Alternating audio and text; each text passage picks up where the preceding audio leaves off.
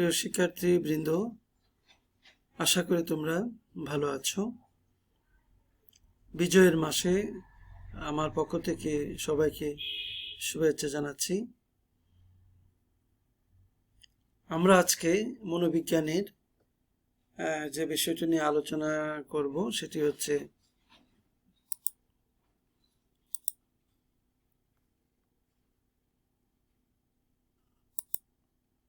তোমাদেরকে স্বাগত জানাচ্ছি।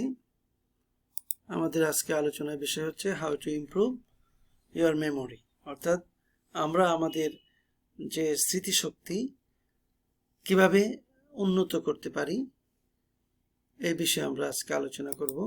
আমরা দেখতে পাচ্ছি প্রথমেই যে বিষয়টা, যে পয়েন্টটা আমাদের সামনে আমরা এনেছি, যে focus your attention. What is the focal point of my attention? Attention is one of the major components, আমরা দেখতে পাচ্ছি একটা অন্যতম উপাদান of memory. In order for information to move from your short-term memory into your long-term memory, you need to actively attend to this information. Try to study in a place free of distractions such as television, music and other ডাইভার্সনস। অর্থাৎ আমাকে এমন একটি জায়গায় পড়াশোনা করতে হবে যে জায়গাটি নীরব, নিরাপদ, যেখানে আমাকে বিরক্ত করবে না বা মনোযোগ নষ্ট করবে না, শব্দ শোনা যাবে না। যেমন টেলিভিশন আওয়াজটা আমার কানে পৌঁছবে না, সেখানে মিউজিক আমার কানে পৌঁছবে না, এবং অন্যান্য যে উপাদানগুলো আছে যেগুলো মনোযোগকে ডাইভার্সন করতে পারে, সেরকম একটি জায়গায়, অর্থাৎ ফ্রি ফ্রম দিস ডিস্ট্রাকশনস হতে হবে আমার স্টাডি প্লেসটি।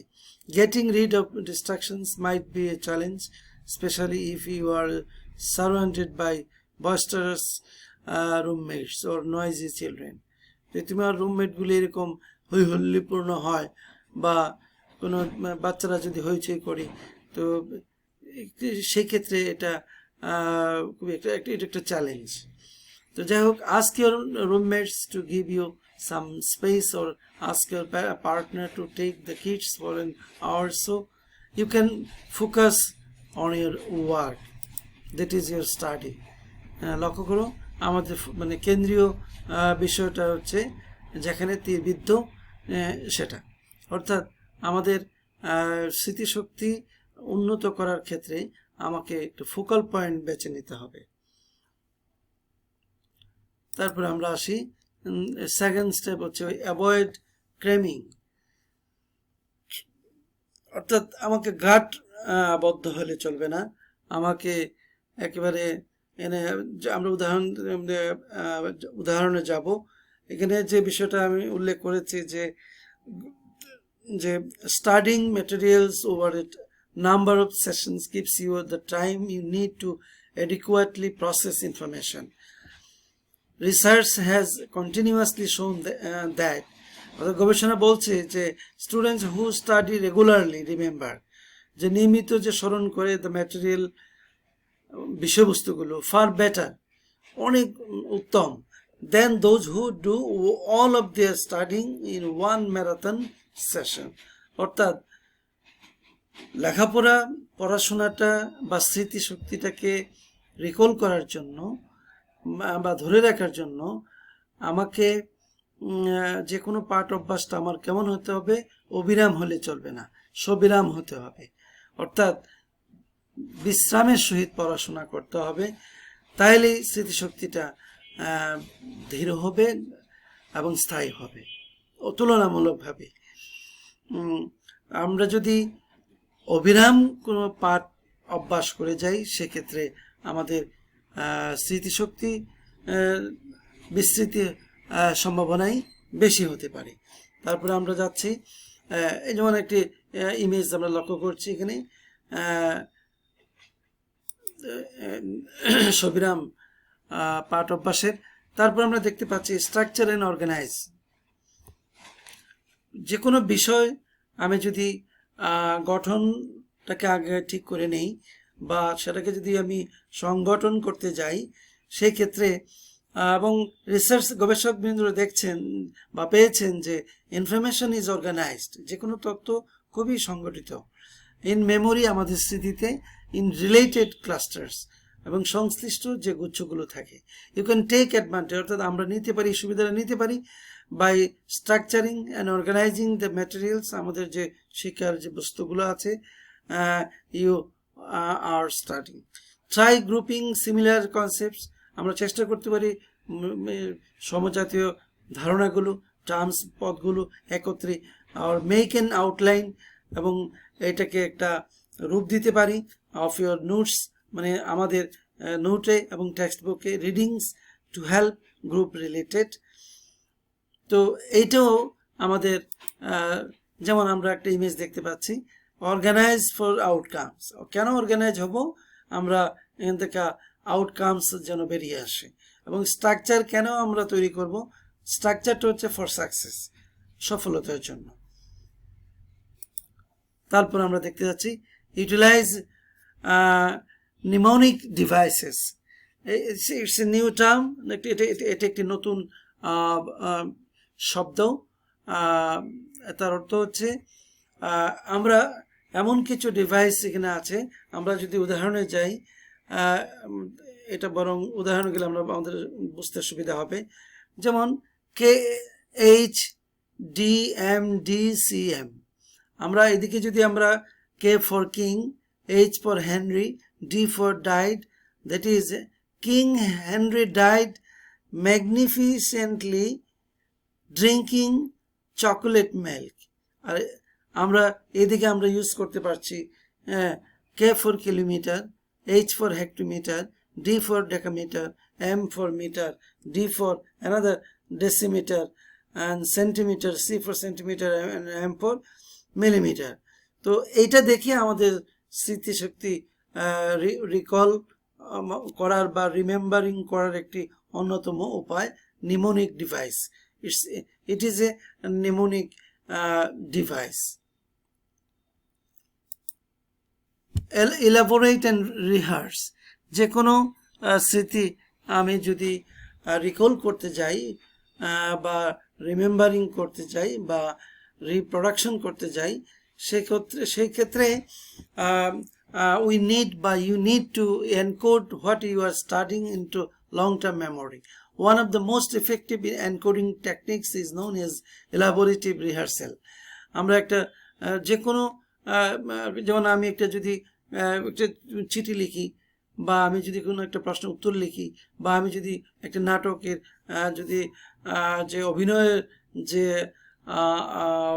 বিষয়গুলো থাকে, এই বিষয়গুলো যদি আমি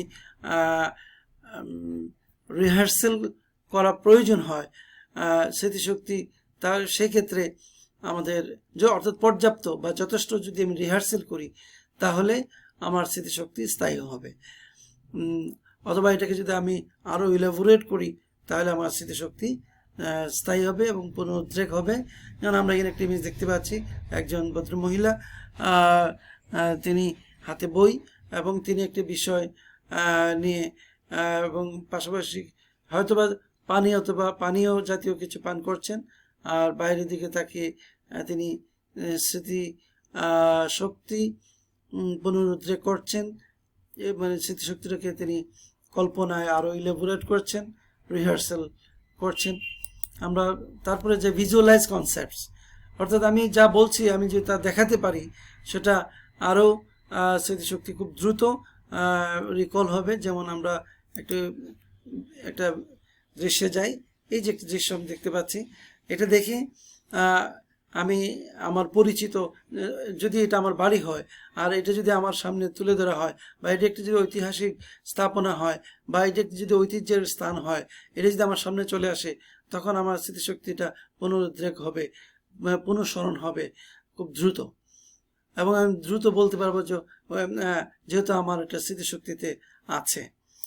তারপরে আমরা রিলেট করতে হবে new information to things you already know, যে বিষয়গুলো আমরা জানি এবং যে বিষয়গুলো আমরা জানি না, অর্থাৎ নতুন, এই দুটো বিষয়কে কি করতে হবে, মানে একটা রিলেশনশিপস তৈরি করতে হবে। between new ideas and previous ideas. তাহলে মানে we can or you can dramatically increase likelihood of recalling recently learned information. So আমরা এখানে এই জিনিসটা করতে পারি। তারপর হচ্ছে রিড আউট লাউড। আমরা দেখি ছোট বাচ্চারা খুব জোরে ছোটবেলায় পড়াশোনা করতে দেখেছি, আমরা নিজেরাও করেছি। এই জোরে উচ্চস্বরে পড়লে হয় দ্রুত মেমোরাইজ হয়, তো এবং স্মৃতিতে এটি রিকল করতে সুবিধা হয়। আমরা কোনো ক্ষেত্রে কোনো বিষয়ে যেগুলো জটিল এগুলোতে আমাদের অতিরিক্ত মনোযোগ দিতে হয়। এরপরে আমাদের যে রুটিনটা থাকবে এই রুটিনটাও আমাদেরকে রিকল করতে সাহায্য করবে। আমি যদি সকালের রুটিনটা বিকালে পরিবর্তন আনি, বিকালের রুটিনটা সকালে অন্যরকম করি, অথবা আমি একই জায়গায় পড়াশোনা না করে যদি আমি এটাকে ভেরি করি, সেই ক্ষেত্রে আমার রিকল। Get some slip. মাঝে মাঝে আমাদেরকে কাজের ফাঁকে ফাঁকে একটু বিশ্রাম বা ঘুমাতে হবে। গবেষণায় দেখা গেছে যে এটা more effective. Taking a nap after you learn something new can actually help you learn faster, remember better. So এখানে একটু যে ঘুমানোর কথা বলা হচ্ছে, যেমন আমরা একটা যে ইমেজ দেখাচ্ছি, বাচ্চাটা ঘুমাচ্ছে পড়ার ফাঁকে। তো থ্যাংক ইউ ভেরি মাচ। আমরা আজকে যে বিষয়টি খুব দ্রুত আমি শেষ করেছি। আসলে সময়টা যে সীমাবদ্ধ থাকে, যে কারণে প্রতিটা স্লাইডে যে আরও বলার প্রয়োজন আমি মনে করি বা বিশ্লেষণের দাবি রাখে, কিন্তু সেটা আমি করতে পারি নাই যথাযথভাবে হয়তো বা। তো সেই জন্য তোমরা পরবর্তীতে কোনো প্রশ্ন রাখতে পারো, আমার ইমেইলে করতে পারো, অথবা আমার মেসেঞ্জারে পাঠাতে পারো, হোয়াটসঅ্যাপ পাঠাতে পারো, বা ইমোতে পাঠাতে পারো। তো আশা করি তোমরা পড়াশোনার মধ্যে আছো এবং নিশ্চয়ই তোমরা প্রত্যেকটি বিষয়ের ক্লাস, প্রত্যেক স্যারের ক্লাসগুলো মনোযোগ সহকারে এবং আন্তরিকতার সহিত নিচ্ছ। তো সবার সুস্থতা কামনা করে আজকে শেষ করছি। আল্লাহ হাফেজ, ভালো থাকবে।